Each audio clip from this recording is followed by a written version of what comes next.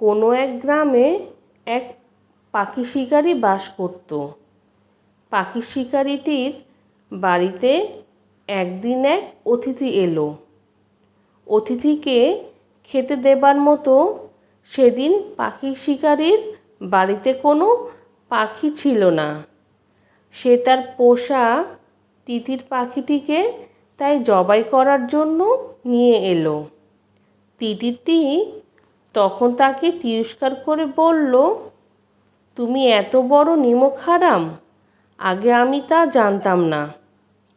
এতদিন অন্য সব পাখিদের ভুলিয়ে ভালিয়ে তোমার ফাঁদে আনতাম, আর তুমি কি না আজ আমাকে জবাই করতে চাচ্ছ?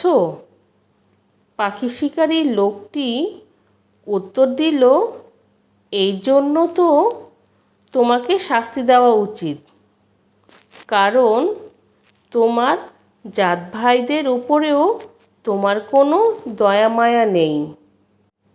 গল্পের নীতিকথা, নিমক হারামদের সকলে ঘৃণা করে।